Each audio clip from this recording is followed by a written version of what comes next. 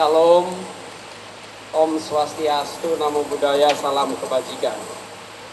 Yang saya hormati Bapak Wakil Wali Kota Batam, Pak Amsakar Ahmad, beserta seluruh jajaran Forum Komunikasi Pimpinan Kota Batam, Wakil Ketua DPR, Polkap, Wakapolres, para pejabat militer, komandan-komandan militer yang saya banggakan, rekan-rekan, sahabat-sahabat saya, pejabat tinggi Madya, pejabat tinggi Pratama Kominfo yang hadir, termasuk tentu yang punya gawe hari ini, Pak Semi, dan hadir juga Pak Anang dalam kaitan dengan pembangunan infrastruktur TIK wilayah 3T. Yang pertama tentu rekan-rekan media sekalian serta Bapak Ibu, saudara-saudara sekalian yang saya banggakan. Yang pertama tentu sebagaimana biasanya di wilayah Melayu selalu diawali oleh pantun. Saya sendiri tidak tahu pantun. Karenanya saya ingin mengutip aja apa yang disampaikan oleh Pak Wali tadi. Jalan-jalan ke provinsi Kepri. Pantun saya idem pantunnya Pak Wali. Itu saja yang saya bisa.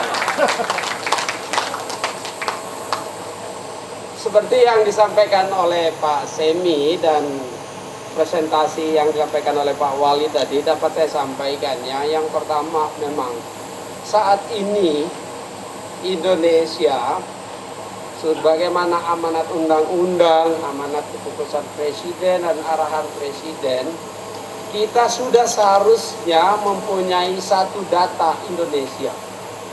Dan dalam kaitan dengan satu data Indonesia, pemerintah mengambil langkah untuk membangun government cloud, pusat data pemerintah. Tadi disampaikan, pusat-pusat data pemerintah di Indonesia ini terlalu banyak. Saat ini pemerintah pusat dan pemerintah daerah ada 2.700 pusat data. Dan hanya 3% diantaranya yang memenuhi global standard yang disampaikan oleh Pak Semi. Yang berdampak pada begitu sulitnya untuk melakukan satu data melalui berbagai metode dan metodologi.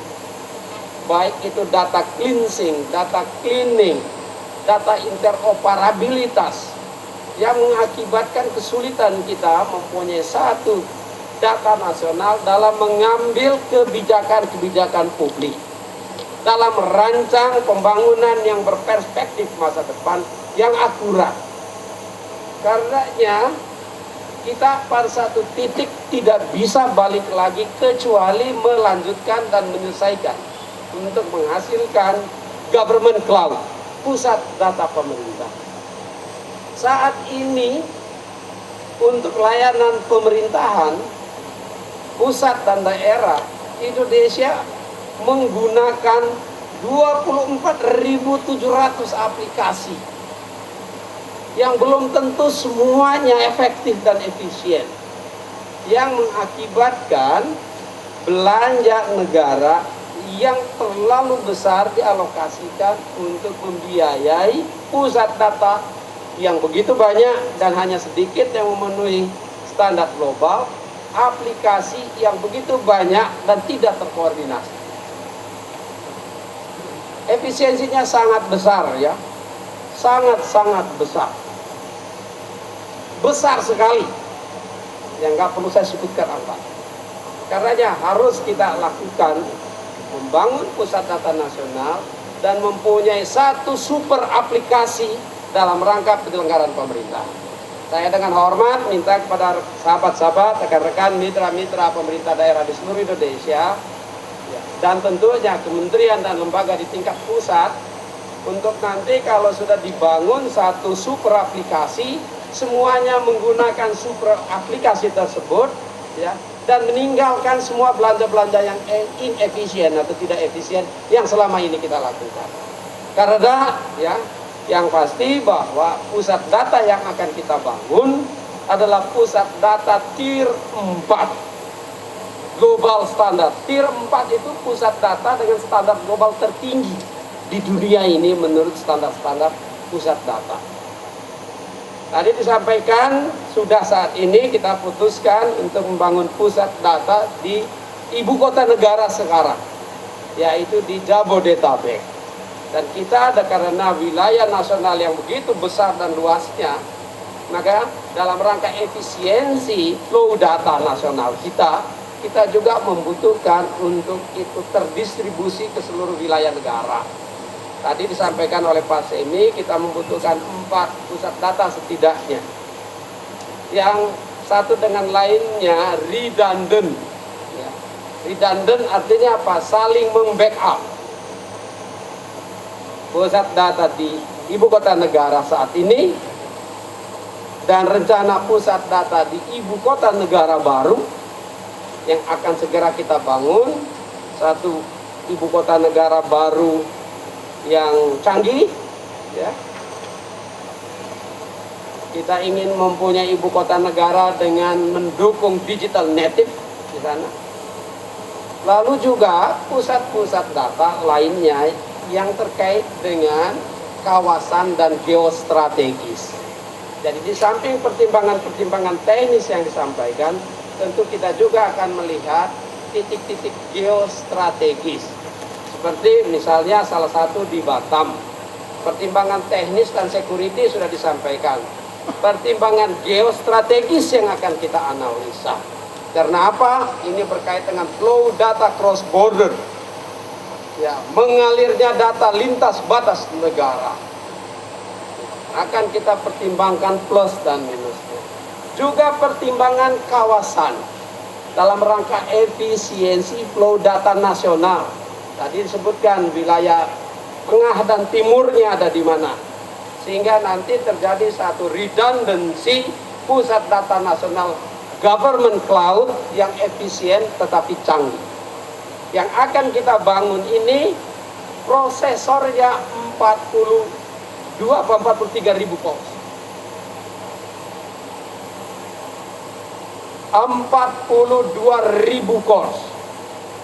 Kapasitasnya 72 petabyte.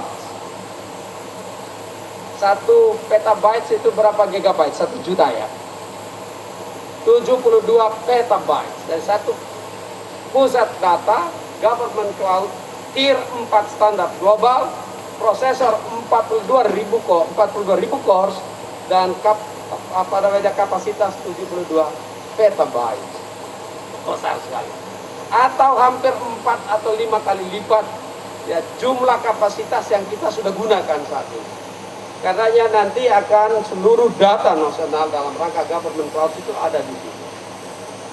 Saya berharap nanti kerjasama kementerian dan lembaga di tingkat nasional dan pemerintah daerah di seluruh Indonesia untuk memanfaatkan government cloud yang ada ini. Nah, government cloud ini jangan dilihat lagi secara fisik, Bapak-bapak Ibu sekalian. Di mana semua data nanti berarti ada undang-undang sektor nih yang mengatur data. Undang-undang kesehatan mengatur kerahasiaan data kesehatan masyarakat. Undang-undang keuangan negara mengatur kerahasiaan keuangannya masyarakat dan berbagai undang-undang lain. Government cloud ini akan tetap menjaga dan memastikan undang-undang sektor yang melindungi dan perlindungan terhadap data-data masyarakat terjaga. Tetapi dikelola dengan sistem enkripsi yang tinggi, dengan mirror ada semuanya di pusat data nasional kita. Ya, ini agak teknis tapi banyak yang dengar ini, begitu sebut data, bukan saja masyarakat di bawah pimpinan Pak Wakil Wali Kota dan Pak Wali Kota di Batam ini, tetapi masyarakat nasional, masyarakat regional, dan masyarakat global akan memperhatikan. Karena Indonesia salah satu giant raksasa ekonomi di kawasan. Apalagi ekonomi Indonesia saat ini 40%, ya digital ekonomi Indonesia adalah 40% dari digital ekonomi kawasan ASEAN. Akan memperhatikan. Dari sisi jumlah penduduk, kita penduduknya keempat terbesar di dunia.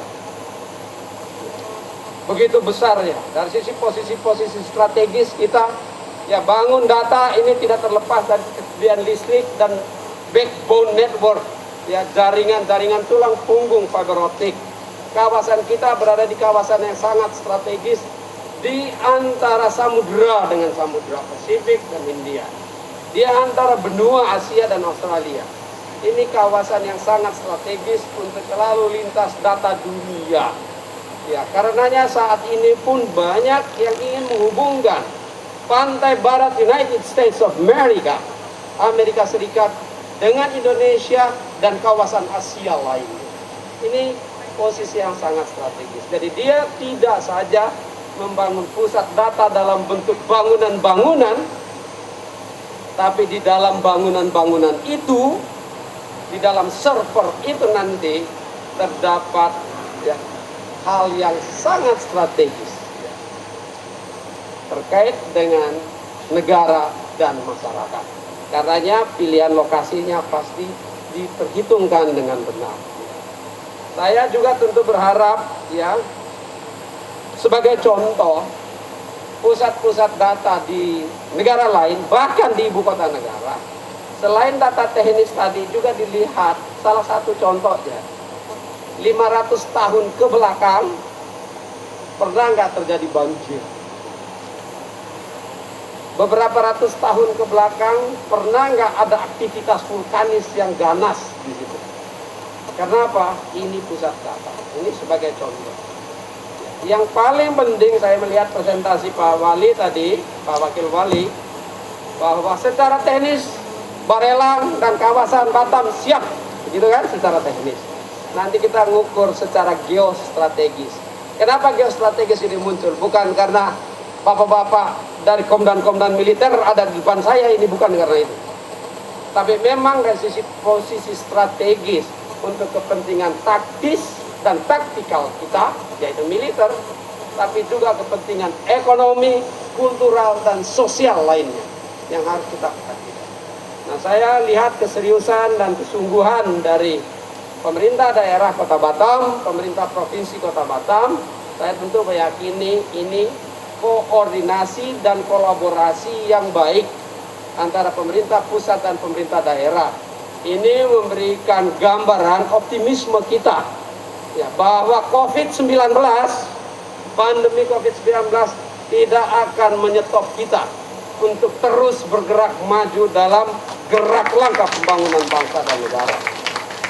Apalagi COVID sendiri mendorong kita menjadi satu keniscayaan untuk mengajak dan mengawal masyarakat dan bangsa kita bermigrasi dari physical space ke digital space, dari ruang-ruang fisik ke ruang digital yang baru. Dan ruang digital adalah masa depan kita sekalian. Kehadiran saya 2 hari di sini untuk memastikan ke Provinsi Kepulauan Riau, Kota Batam adalah bagian yang inherent, yang bersama-sama dalam satu gerakan besar kita yang dicanangkan oleh Bapak Presiden Joko Widodo, akselerasi transformasi digital nasional kita. Bapak, Ibu, Pak Wakil Wali, dan kita sekalian yang saya hormati, kegiatan-kegiatan kita di bulan puasa, bulan Ramadan, saya tentu berharap dan mendoakan semoga bulan Ramadan ini memberikan banyak berkah berlimpah bagi kita sekalian.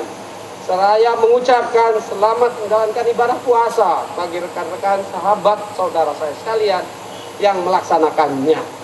Kiranya kita sampai di penghujung bulan Ramadan dalam wujud kemenangan bersama yang menjemput Idul Fitri kali ini. Saya akhiri sekali lagi mengutip pantun saya, idem dito pantunnya Pak Wakil Wali. Terima kasih.